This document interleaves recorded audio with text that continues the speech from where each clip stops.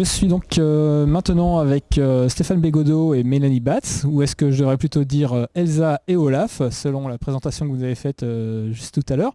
Donc bonjour, bienvenue au DevFest. Bonjour, je suis Mélanie Batz donc.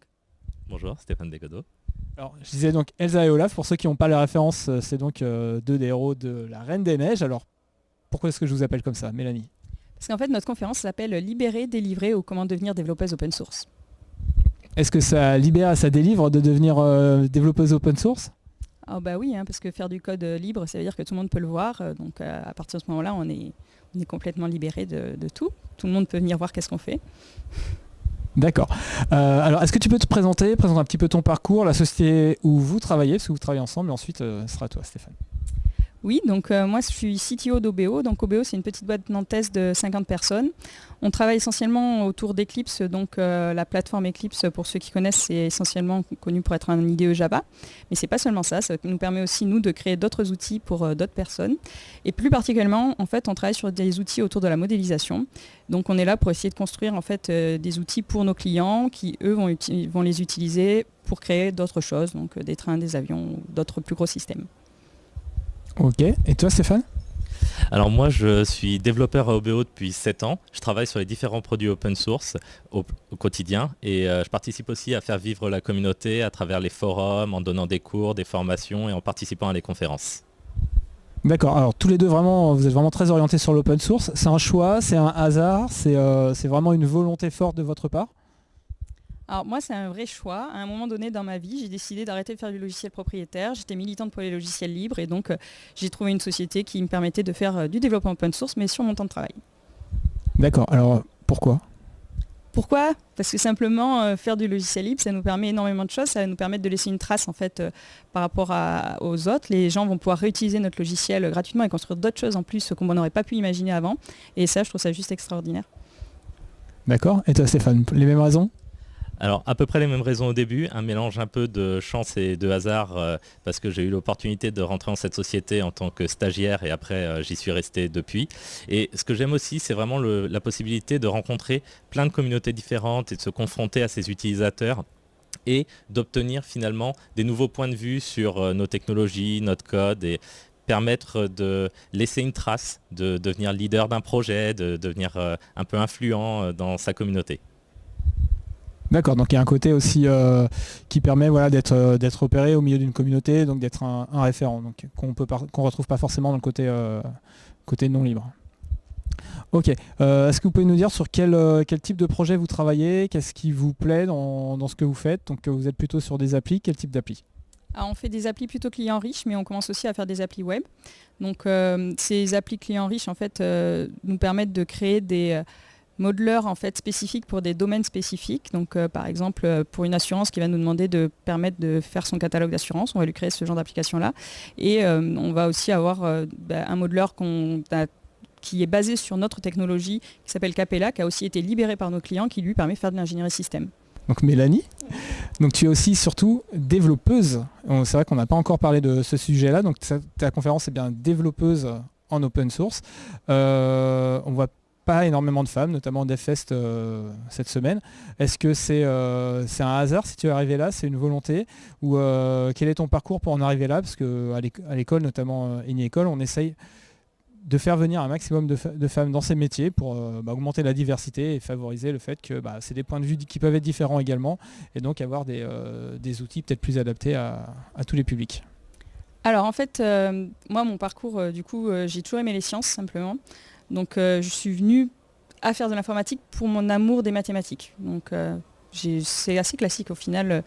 Donc de ce point de vue-là, simplement j'ai pas été éduquée spécialement différemment parce que j'étais une femme. Donc moi on m'a toujours juste soutenue, encouragée, on m'a dit que je pouvais faire tout ce que j'avais envie.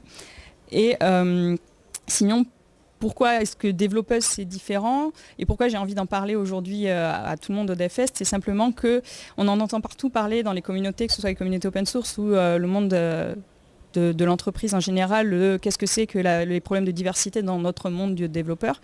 Et j'avais envie de donner un petit peu une voix différente où actuellement plupart des choses qui se mettent en place, si on décrète sur un projet, on met en place un code of conduct et hop, le problème de la diversité est réglé. En fait, non, c'est pas du tout ça. Il faut faire plein de choses et c'est des petites choses qu'on peut faire au jour le jour qui permettent du coup d'intégrer pas seulement des femmes, mais n'importe qui dans notre communauté. Du coup, l'idée là, c'est vraiment de montrer que on n'a pas un seul parcours pour en arriver à être développeuse, on a plein de façons d'y arriver et il y a plein de choses qui font qu'on y arrive et on n'y arrive pas tout seul, c'est les autres qui nous aident à être là où on est aussi aujourd'hui et pas être rejeté, etc. D'accord, alors quand tu dis plein de petites choses, est-ce que tu peux nous donner 2 ou 3 exemples de choses que vous avez pu mettre en place? Alors, c'est pas obligatoirement des choses qu'on a mis en place au sein de l'entreprise. Déjà, c'est simplement avoir l'esprit de l'open source, ça veut dire que déjà on est habitué à communiquer avec plein de gens différents et on va être habitué aussi à être assez ouvert envers les autres. Et typiquement en OBO, c'est une des choses qui est hyper agréable quand je suis arrivée, c'est que simplement j'ai été intégrée mais hyper rapidement et peu importe que j'étais une femme, ça changeait rien.